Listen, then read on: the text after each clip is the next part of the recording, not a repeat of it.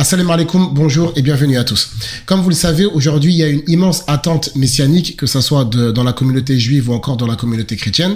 Et la communauté juive a une conception messianique qui n'est pas du tout celle de la communauté chrétienne, et les musulmans considèrent que Jésus est le Messie. Cependant, comme vous le savez, il y a certains désaccords entre la communauté chrétienne et la communauté musulmane.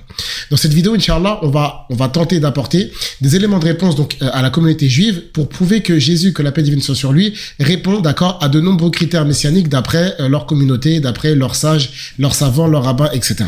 Si on regarde dans le texte biblique, on voit que Jésus, que la paix divine soit sur lui, va appeler à adorer le Dieu d'Israël.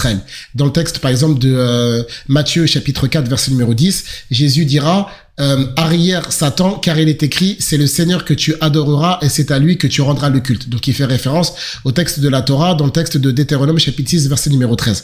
Également le texte de Marc chapitre 12 verset numéro 29. Écoute Israël, le Seigneur, notre Seigneur est l'unique Seigneur, et il cite le texte de Deutéronome chapitre 6 verset numéro 4. Également le passage de Jean chapitre 17 verset numéro 3. Or la vie éternelle consiste pour eux à te connaître toi, le seul véritable Dieu, et Jésus que tu as envoyé. La deuxième des choses, c'est on voit qu'il y a une attente messianique du temps de Jésus, que la paix divine soit sur lui. C'est ce qu'on va voir dans le texte de Luc chapitre 2 verset numéro 29 à 32, également dans le texte de Luc chapitre 3 verset numéro 15, et dans d'autres passages dans le texte du Nouveau Testament.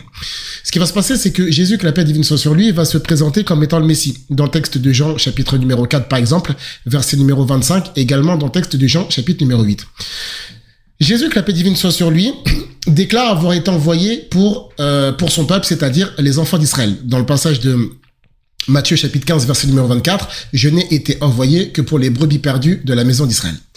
Ce qui va se passer, c'est que Jésus, que la paix divine soit sur lui, va appeler, d'accord? Et ça, je pense, c'est quelque chose qui doit être entendu dans la communauté juive. Jésus appelle au respect strict de la Torah. D'accord? Dans le texte de Matthieu, chapitre 5, verset numéro 17, Jésus déclare d'après l'évangéliste, ne croyez pas que je suis venu pour abolir la loi et les prophètes. Je ne suis pas venu pour abolir, mais pour accomplir. C'est la raison pour laquelle Jésus, que la paix divine soit sur lui, dans le texte des évangiles, en fait, il va venir pour que la Torah soit appliquée et pour que les commandements soient préservé. C'est ce qu'on va voir par exemple dans le texte de Matthieu chapitre numéro 19, également dans le texte de Marc chapitre numéro 10. Justement, Jésus va mettre une immense mise en garde, n'est-ce pas, à l'égard des personnes qui ne vont pas appliquer le texte de la Torah, donc les lois, etc. Dans le texte de Matthieu chapitre 7, verset numéro 23. Jésus, que la paix divine soit sur lui, comme on l'a dit, il vient pour les enfants d'Israël. Donc c'est ce qu'on va voir dans le texte de Matthieu chapitre numéro 15. Jésus, que la paix divine soit sur lui, vient également pour rassembler, d'accord, autour de ce message-là, les exilés, d'accord, donc se dire les juifs qui étaient donc dispersés ci et là dans le monde à l'époque. Et c'est ce qu'on va trouver dans le texte de Jean, chapitre 10, verset numéro 16, lorsqu'il dit qu'il a encore d'autres bergeries qui ne sont pas lorsqu'il dit qu'il a encore d'autres brebis qui ne sont pas dans cette bergerie, d'accord? Et il dit dans le sens que celles-là, il faut qu'il aille les chercher.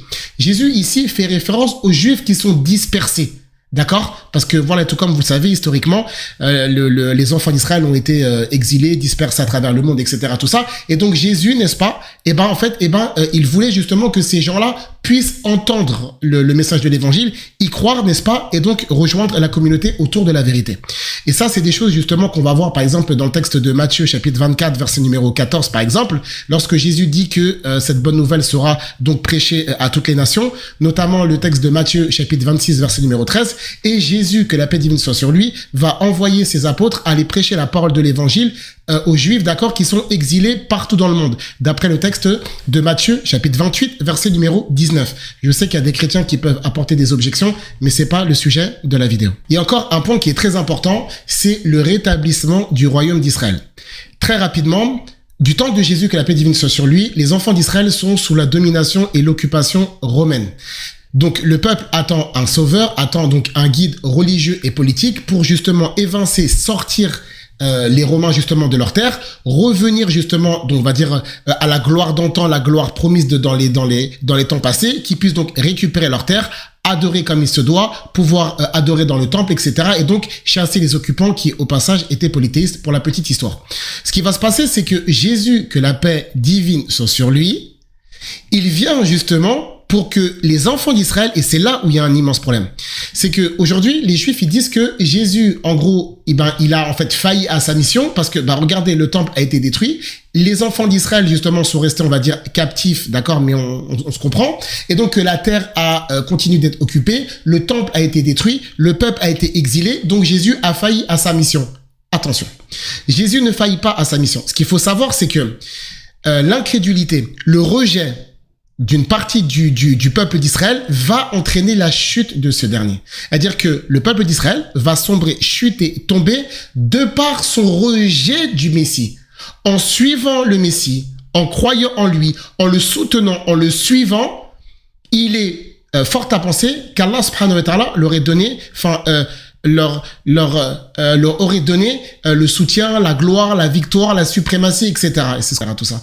Donc en fait, le problème qu'il y a, c'est que les enfants d'Israël de l'époque attendaient, n'est-ce pas, que le royaume d'Israël soit restitué. Vous avez qu'à lire le texte de Luc chapitre 24 verset numéro 21 ou encore le texte de Actes des Apôtres chapitre numéro 1 verset 6.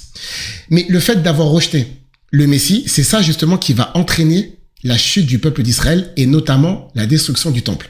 Destruction prophétisée par Jésus dans le texte de Matthieu chapitre numéro 24, également dans le texte de Marc chapitre numéro 13, dans le texte de Luc chapitre numéro 24 aussi. Jésus donc va prophétiser donc la destruction du temple, l'occupation de Jérusalem, etc., etc., etc.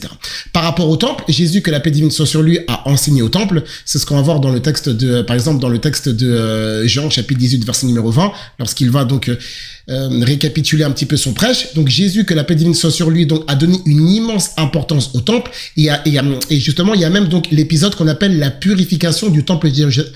La purification du temple de Jérusalem, parce que justement, il était donc tenu par des personnes qui commençaient un petit peu à faire du commerce, etc., à faire des choses qui n'ont pas à avoir lieu dans un lieu de culte, de prière et de recueillement.